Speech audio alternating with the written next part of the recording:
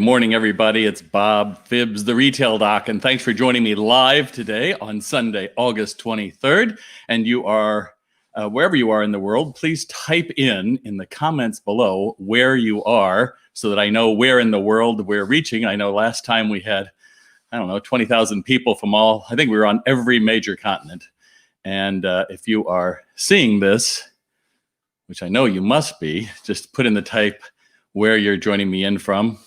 I've been thinking about it lately because I have so many clients on two sides, basically. There's Carrie. Thanks, Carrie. Thanks for joining in. They're on two sides of the spectrum right now. Make no mistake, we are in winter. Yes, that's right.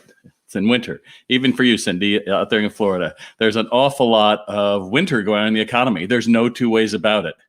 And the thing about winter is, you can either go through and put on your coat and you say, all right, I'm going to make the best of it and go skiing. And, some of you are actually enjoying Christmas right now.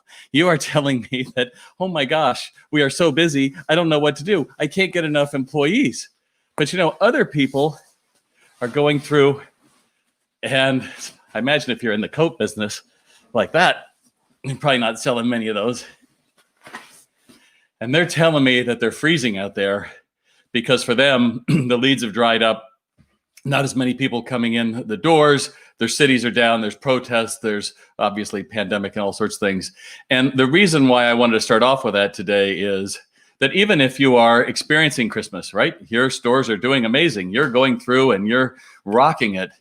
You have your own challenges, right? You can't get merch. Probably hard getting your employees to do something other than just, here, get this and get out the door.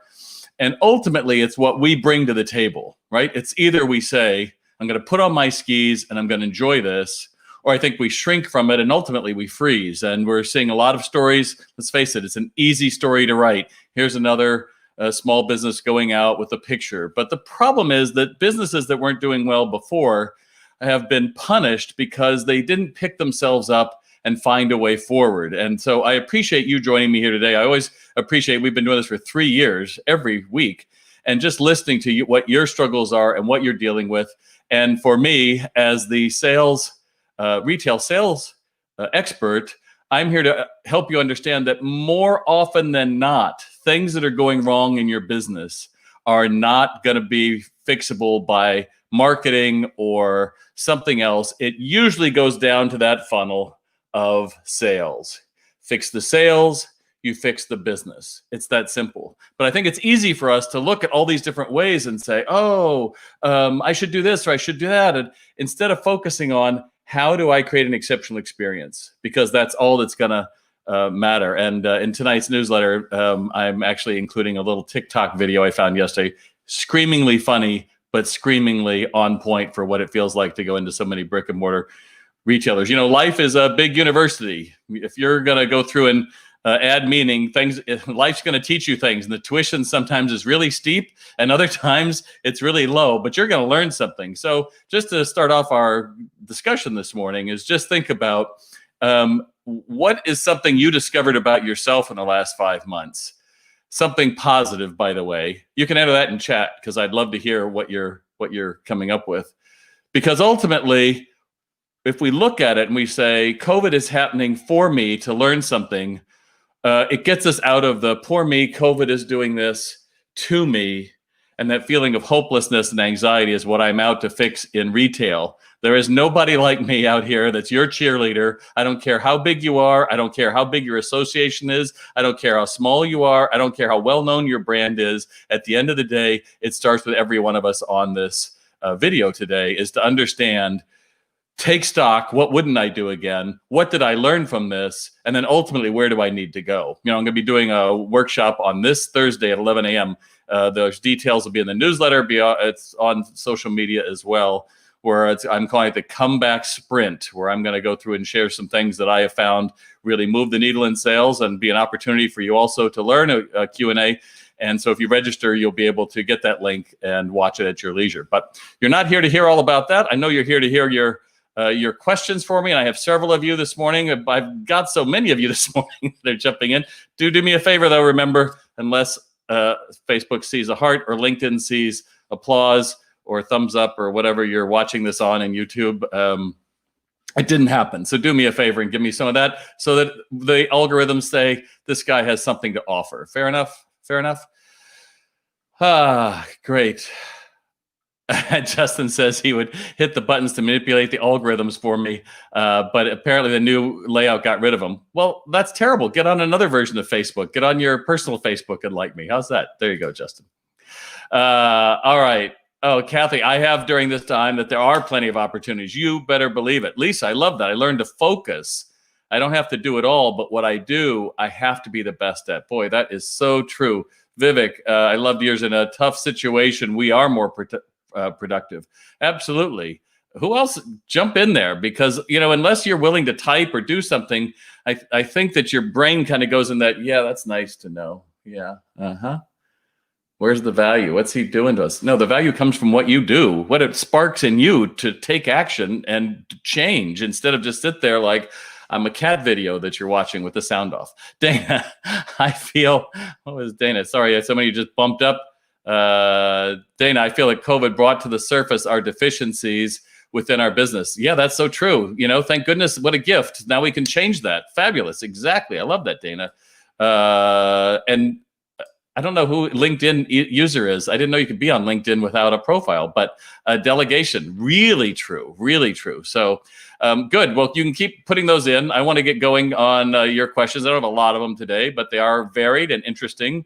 And let's go. Virginia, my holiday open house usually packs people into my small shop. It's an event that the other retail shops participate in with gift certificates, giveaways, and carriage rides. Wow, you've really thought of everything there, Virginia. I don't think it's going to be possible this year. I think that's an understatement.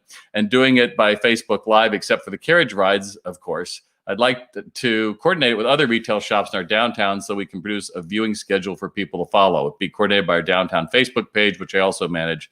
Do you have any tips how to do this? We'll probably have to hire someone to publish it during the event. Yeah, I would certainly suggest, I'm using StreamYard. That's all one word. There's various ways you can do things now, but I would encourage you to get all the retailers on there at once to talk about it.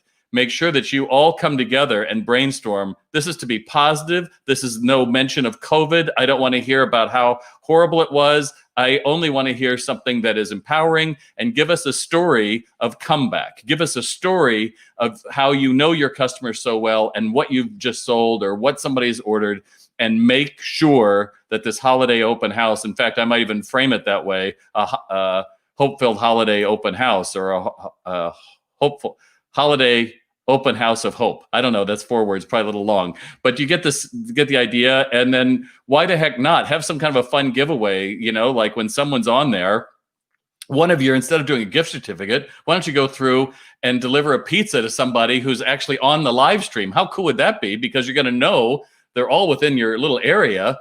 And don't announce it like, oh, and we'll be giving away pizza. No, what you want is somebody to go, oh, wow, that was really cool. They did this or they did that. You get it? The more that we can play on social media, I think the more fun we have. Hence my winter coat. How's that? Good. Hope that helps. John, good morning, Bob. I guess our biggest struggle these days is how we can retain most of our patients and customers with so much competition of eyewear online. Customer service must be a top priority. Yes, it must, John. One of the biggest things that I think you can do is try to find stories of people who are using your product. I just signed up with a company. They're in the UK and they create testimonial videos. They call people and they cut it down, and you'll see one. We'll see how well I like it. But that's going to be the ticket for me, because as much as I can talk about Sales RX, my online retail sales training, there's an element of you watching this. You're like, well, yeah, of course he says that because he created it.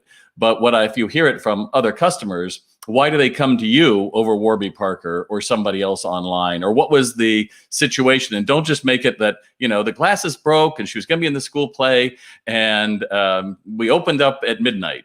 That's not a story I can relate to, because, well, you probably wouldn't have been opening it up at midnight, but you get the idea. But the idea that you're of service is going to resonate much better if the customer can tell that. And right now, I would encourage that through video more than in blog posts, because we tend to watch that. Just make sure that you get the hook right at the beginning. So, why come to our optical store. And the other thing that's so different, John, is you can actually target people that wear glasses. There's a lot of ways that you can filter and get to your audience that you've never been able to and expand it. So instead of thinking, how do I retain them? Just think of how do I get them to rave about us? And then really take a hard look at what you're providing in the store. Is it really raveable?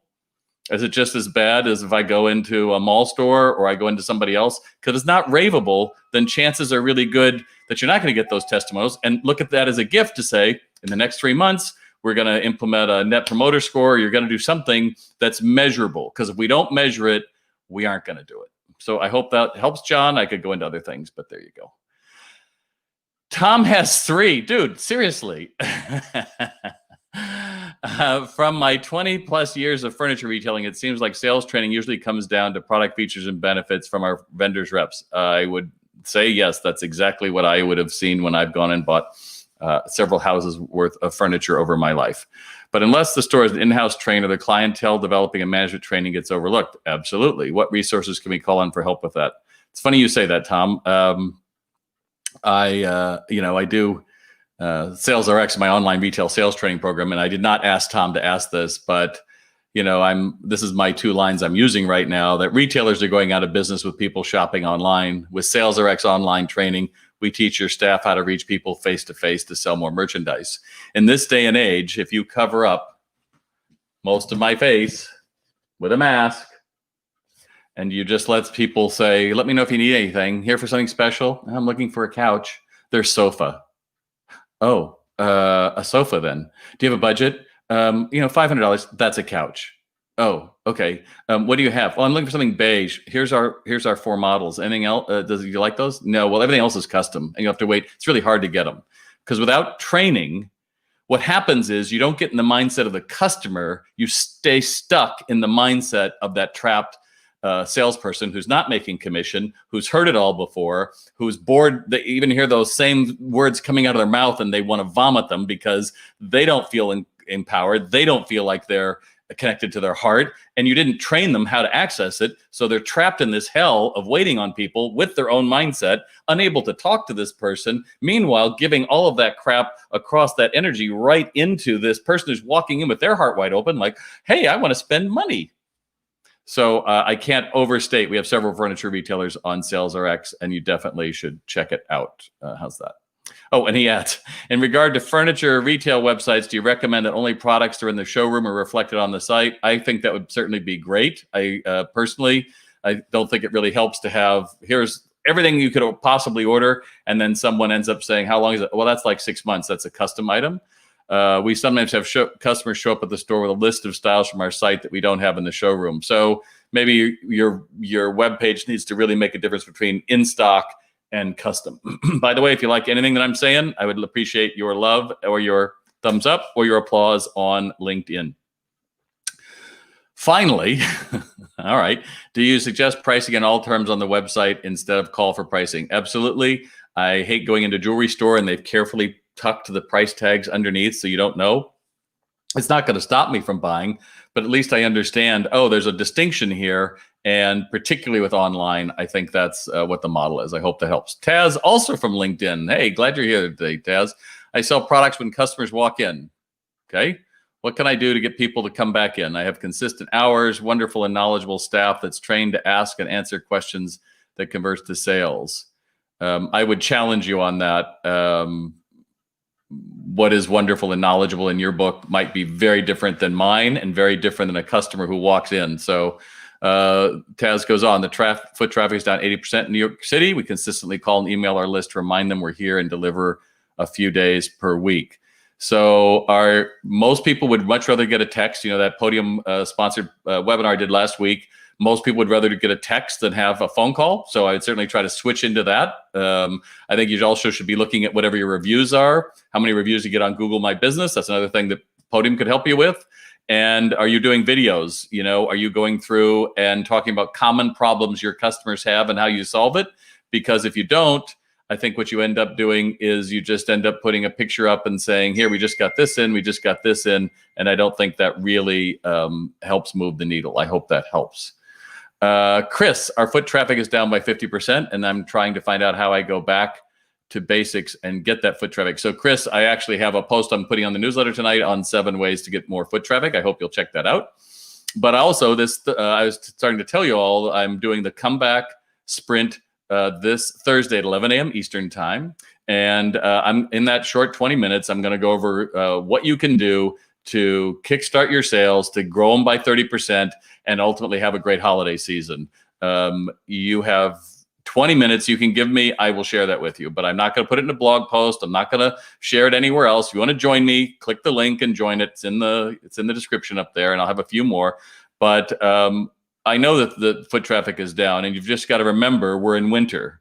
We're in winter. This is when things, the roots are going deep. We're finding out new ways to get water. We're finding out nutrients so that the spring comes. If you've ever been through a recession, you went through 9/11. We all know that the catastrophization of the news, it's going to be terrible. It's terrible. It's terrible, terrible. At some day, everything's already been happening and the green shoots are already coming up in the economy. And then like 2 or 3 months later, they're like, oh, look what's happening. It's kind of like when I went through the earthquake in California, I don't know, 20 years ago, and all the freeways were down in Los Angeles, and the newscasters came out, it will be 2 to 3 years before freeways are reinstated. And you're like, holy crap, it's going to suck to live here. They all reopened within 3 months. Isn't that kind of a big kiss? So for us, for you, I think it's really important you hold spring comes. You're from the Northeast, so spring is coming. Spring is here. What do we have to do to get ready? How are we digging our roots in? What are we going to do differently?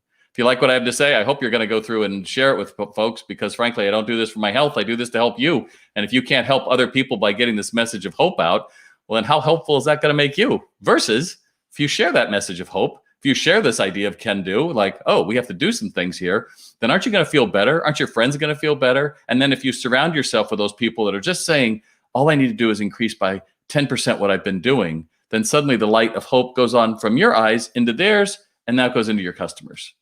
But until you master that yourself, I think it's a really tough place to be. Amy says, I only have 4 more here, so thanks for staying with me.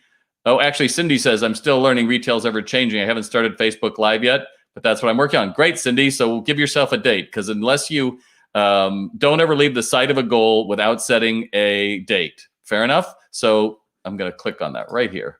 Have to get my bundle items entered on my website. 1 more week of back to school to finish up. Good. So Cindy, give yourself a date and hold yourself that I'm going to do a Facebook Live. I don't give a damn if it's awkward. If it doesn't work, you do 3 minutes on your top, whatever you can do in your store, and just do it. And you're going to feel like you jumped off the high board. And once you've done it, you're going to be like, I could do that again. Maybe I should go again. You're like, no, just take a minute.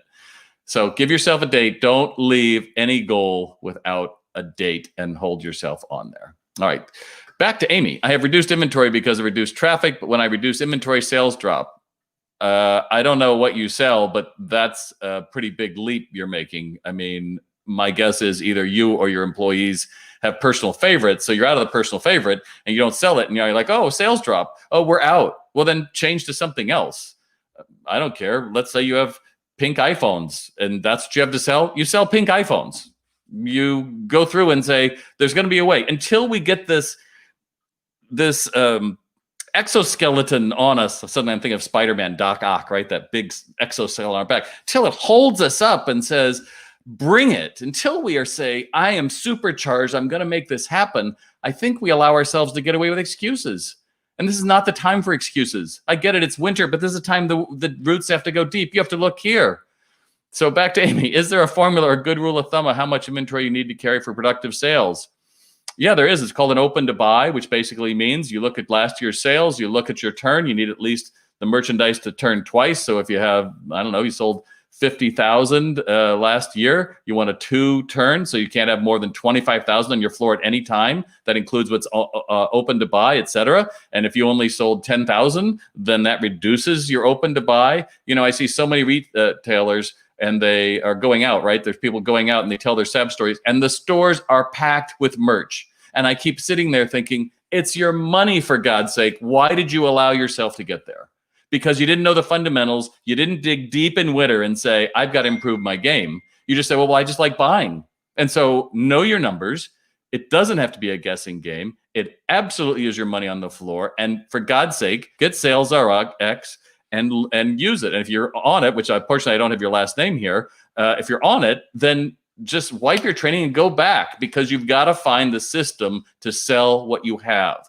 The days of, I just keep hearing it over and over. I go into a store and the employees are just apologetic. Yeah, we don't have it. You can order for our website, but we don't know when it's going to get it in. Might be 2 or 3 weeks. I don't know. And this apology in retail is going to kill you, because ultimately it's like when I go to the hardware store. If I go to the hardware store for nails and I'm finishing my deck and I go to the hardware store for nails and no nails, it's like, how could you be out of nails? Well, do you have anything else? No, we don't. Tell me to get screws or something to solve that. You lost me, and I'm not coming back again. So I encourage you, find your open to buy, use it, and then be really ruthless, because businesses that are full of merch going out of business tell me that the owner was lazy and didn't take the time to figure it out. Figure it out. We're in winter. Bump up your skills. If you go to a mart, you go to an association, demand that they give you the financials and then show up for it. It's the least, I don't do those speeches, by the way, but show up for it so that you are smart. You know where your numbers are. You know where you have to be. And even if, God forbid, something happens, your money isn't all sitting there on the floor where it goes for pennies on the dollar you spend for. I give a damn about you. Who else gives a damn about you? Do you think your landlord gives a damn about you? Do you think your family understands the skill set that's needed for what you do? You don't just unlock a door. You've got a lot of hats to wear. I get it. But let's just up our game. Let's put on our big boy, big girl pants, and let's do it. And that's for those of you who are C-level execs who are watching this right now. I can see you. And also my smaller mom and pops and all the rest. Let's just get done with this. Let's just stop. Figure it out. Sorry, I just had to say that. Joseph, did you like the rant? Did you like the rant? Let me know. Put it in there. All right. If you like the rant, put it in there. Fair enough. Damn right. Styling with Stacy. Oh, and look at Kelly. Sales Rex. The best thing is watching my conversion rate go up. Exactly, Kelly. I'm actually going to answer you in a minute here. So there you go. But ultimately, we've got to go through and figure this out, because if we don't figure it out, who is the one that loses? You do. And I don't have patience for that. Winter rant. Exactly, Cheryl. But it still can be Christmas. It's your attitude. All right, so I only have 3 more to go. Joseph, I had a customer today tell her spouse, this guy is the ultimate upseller. I took it as a compliment. Right on. You are the best, Joseph. You get the best comment of the day. I turned a $45 sale into an $82 sale. The secret, know your product and listen twice as much as you speak. I love hearing those stories, Joseph. That's exactly it. Why the hell are we allowing other people to determine our success because we haven't figured it out? You know what? I have to move from being a public speaker where I would enchant and cajole and all sorts of things with an audience for roughly 90 minutes several times a week all over the world, to now being a broadcaster. Now I'm going to figure out, how do I get my message out in a different way? It's fun and it's exciting, and I'm sure I could go to the Wham Wham place, but you know what? It's different, and I'm going to figure it out, damn it. And if you're on the journey with me, you're going to figure it out. But if you think that it doesn't matter or like it's above you, then there's a lot of stuff we've got to get through. And that's why I encourage you to come on the train with me on the comeback sprint this Thursday at 11 a.m. And the link is at the top. You can see that as well. All right, Kelly, 2 more here. Kelly, number 1 says, advice for what to do when customers come in on the phone and stay on the phone. How does it make you? So, Kelly, I appreciate that, but I am going to give you a little bit of, I wouldn't say it's tough love, but something that's really helped me a little bit in things like this. So consider it as I'm here to help, not hurt. So I just ask you, well, what does that bring up for you when that happens? And you responded to me, and I don't have it here cut into my notes here, but what does that make you feel? So you just find that, right? Oh, I'm pissed off and it's rude and it's comes like, okay, great, I got all that. But is that really true? Is that really true? Is that really their intent? Is that really why they walked in the door like that? Is that really what they were out? Just ask yourself that. Is that really it? And then what do you feel when you see that, right? Because what's the story you're telling yourself about what this person is? They're rude, and I hate people like this. And what's that story, right? But what if you never had that thought again in your life, right? How would you feel? What if you never had that thought again? What if somebody walks in the door and you're like, Yeah, they're on the phone. What if you never had that feeling again? What would that be like? Would you enjoy that person walking in the door? I think so. So just notice sometimes we come up with a story to gird ourselves. I want to feel bad, and trust me, I'm a Phibbs. I know how to feel bad. Believe me, I got a lot of garbage I've worked through over the years and still working on. And that whole idea of our self-talk and the story we create around events. You know, I said it last week that I learned at Tony Robbins' event was divorce the story and marry the truth. What's the truth? Somebody got on a phone call, they walked in, they didn't realize what they were doing, and something happened. Yeah, you can go through and come up with a whole story about what it means and then put garbage on it, like how old they are or what they're wearing or all this other stuff. And what if you just didn't want to feel like that again? How would you feel? I'd feel great. Great. Don't do that. Simple. All right. We still friends, Kelly? Put it in the comments. Let me know we're still there. All right. All right. Let me know. Give me some thumbs up, you guys. I know we got an awful lot of people on here. I could use some more comments. You're starting to slow down there a little bit. I make eye contact, give a little wave so they know I appreciate them coming in. Again, our goal is what? Someone's bringing a gift to you. Here's the chance that I could give you thousands of dollars, hundreds of dollars. I don't care, tens of dollars. They're coming in with the gift wrapped. We just have to be patient. So there you go. Other Kelly says, my shop offers classes that bring in a bit of revenue. I haven't had classes since March 19th, and I'm not sure I'd be comfortable having them for a while.